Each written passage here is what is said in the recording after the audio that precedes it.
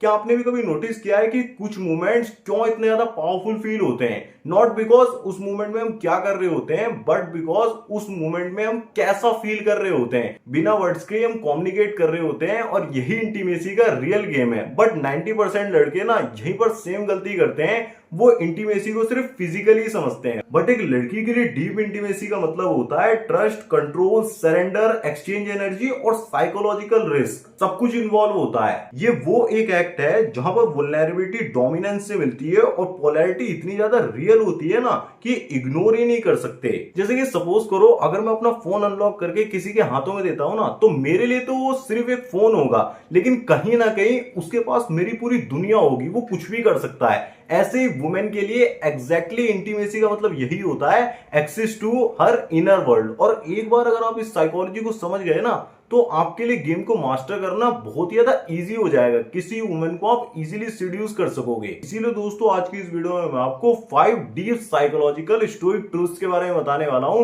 कि एक वुमेन के लिए रियल इंटीमेसी का मतलब क्या होता है। Not the shallow romanticised fantasy but the raw unspoken reality. Truth number 1, her test is not a attack, just auditions. जब एक वुमेन इंटीमेट होती है ना, तो वो सिर्फ आपको कोई फिजिकल परमिशन नहीं दे रही होती है, वो एक तरीके से उसका साइकोलॉजिकल एक्सपोजर होता है। मतलब वो बार बार खुद से सवाल पूछ रही होती है, can I trust this man for my vulnerability. लड़कों के लिए फिजिकल इंटीमेसी बहुत ही ज्यादा कैजुअल सी चीज होती है, लेकिन लड़कियों के लिए कैजुअल कभी भी नहीं होती है। इवन एक लड़की अगर खुद से बोल भी दे ना कि इट्स नथिंग, उसके बाद वो आपके साथ फिजिकल हो जाए, लेकिन इंटीमेट होने के बाद भी उसकी जो बॉडी होती है वो सच बोलती है। और अगर वो आपकी पर्सनैलिटी में इंस्टेबिलिटी को फील करती है ना, मतलब बहुत ज्यादा ईगो होना, इंटीमेसी में बहुत ज्यादा रश करना, जल्दी से गुस्सा आना, इनसिक्योरिटी से भरे हुए आप हो, तो कहीं ना कहीं वो रिलैक्स नहीं करेगी। इंटीमेसी के बाद वो बहुत ही ज्यादा टेंस्ड फील करेगी, वो आपसे पुल बैक करेगी, क्योंकि उसका इंस्टिंक्ट बोलता है प्रोटेक्ट हरसेल्फ फ्रॉम चोर्स। और जब वो ट्रस्ट नहीं कर पाती है ना,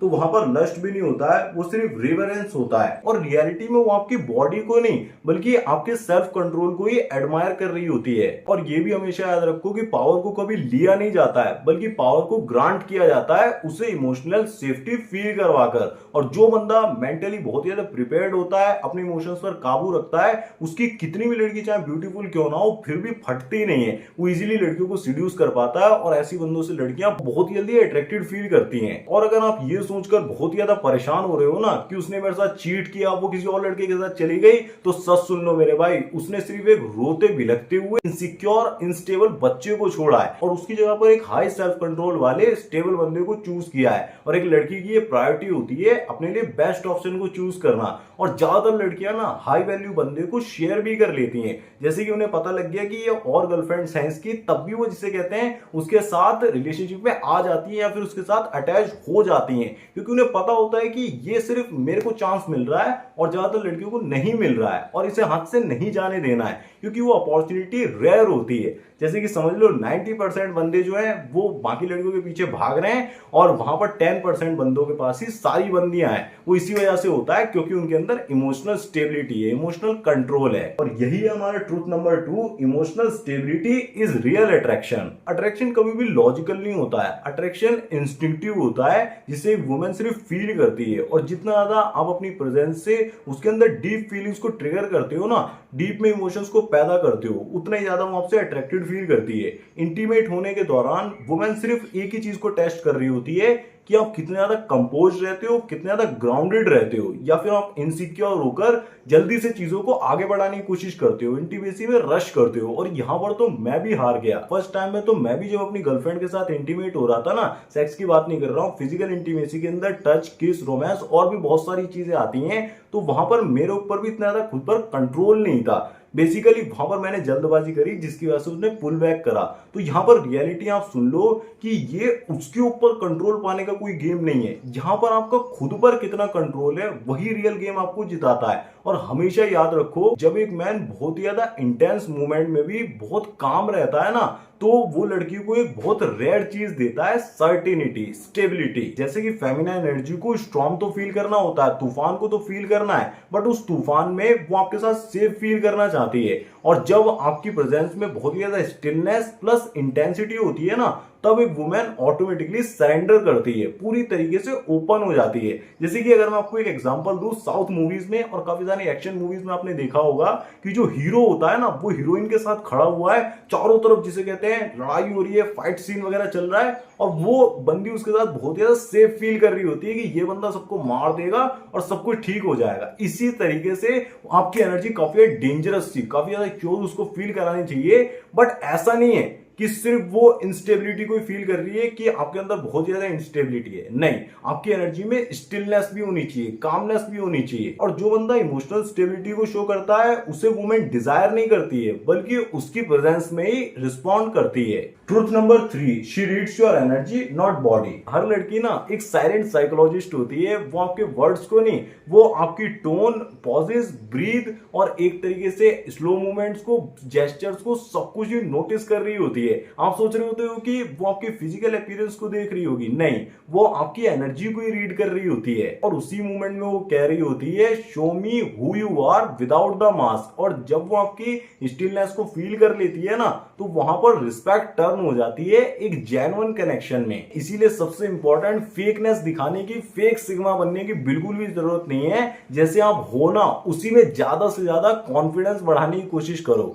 truth number 4, control danger creates attraction. बहुत सारे यूट्यूबर बोलते हैं कि वुमेन को क्योस पसंद होते हैं, बट ये सबसे मिसअंडरस्टूड ट्रूथ है। वुमेन को क्योस पसंद नहीं होते हैं, वुमेन को कंट्रोल्ड क्योस पसंद होते हैं, जिससे वो मैग्नेटाइज हो जाती है। मतलब एक बंदा ना प्रेशर के अंदर भी बहुत ज्यादा काम रहता है, मतलब वो काम तो है लेकिन एक तरीके से डेंजरस काम है कि अंदर से वो बहुत ज्यादा, उसके अंदर एज भी है कि वो कर तो बहुत कुछ सकता है, लेकिन उसने खुद को संभाल रखा है। I could lose my control but I choose not to. और यही जो चॉइस होती है ना, उसे इसलिए अट्रैक्टिव लगती है क्योंकि ये डेंजरस काम होता है। आपने देखा होगा मूवीज के अंदर जो साइलेंट बंदे होते हैं ना, जैसे केजीएफ का रॉकी हो गया, पुष्पा हो गया, कि फ्लावर है, पुष्पा नाम सुनकर फ्लावर समझी क्या, साइलेंट रहता है, रियली में तो बहुत पावरफुल है, बट ज्यादातर वो काम को मेंटेन रखते हैं, साइलेंट रहते हैं। और वही जो साइलेंस होता है ना कामनेस के अंदर, वो सबसे ज्यादा डेंजरस होता है। ये जो डुअलिटी होती है, स्ट्रेंथ प्लस डिसिप्लिन होता है, ये लड़की के लिए एडिक्टिव होता है। और ये छोटी छोटी चीजें जैसे कि आई कांटेक्ट को थोड़ा ज्यादा होल्ड करना,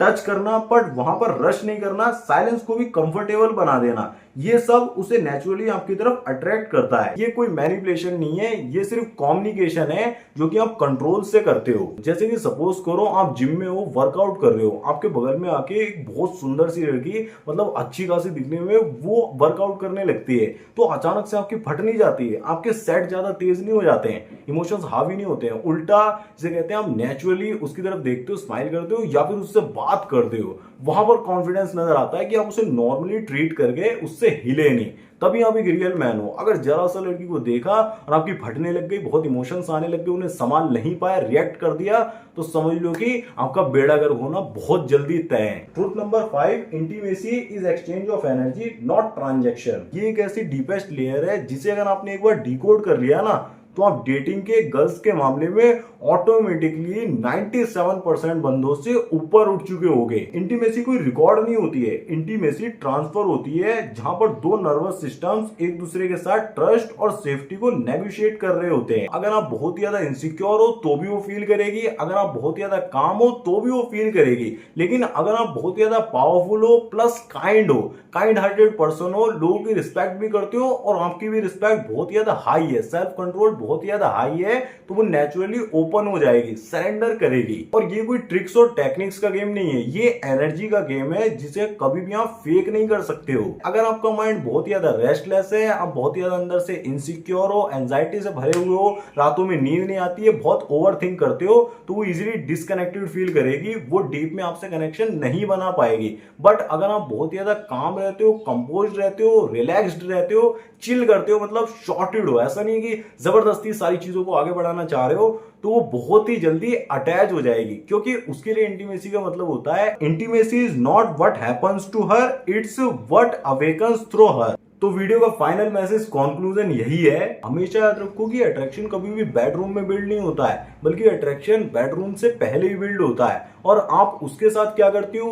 ये उसका गेम नहीं है, बल्कि आप खुद के साथ जो करते हो ना, खुद को कैसे ट्रीट करते हो, कितना डिसिप्लिन्ड हो, उसी का ये रिजल्ट होता है। तो इस पूरी वीडियो का एसेंस यही है कि master your emotions, refine your intent, और फिर आपकी प्रेजेंस सब कुछ ही बदल देगी। एक बार मैं ये पांचों ट्रूथ दोबारा से ही डिस्क्राइब कर देता हूं, समराइज कर देता हूं, ताकि आपके लिए याद रखने में आसानी हो। सबसे पहला उसके टेस्ट ऑडिशंस होते हैं, पहले नंबर पर उसके टेस्ट ऑडिशंस होते हैं। सेकंड इमोशनल स्टेबिलिटी अट्रैक्शन है। थर्ड आपकी एनर्जी को रीड करती है।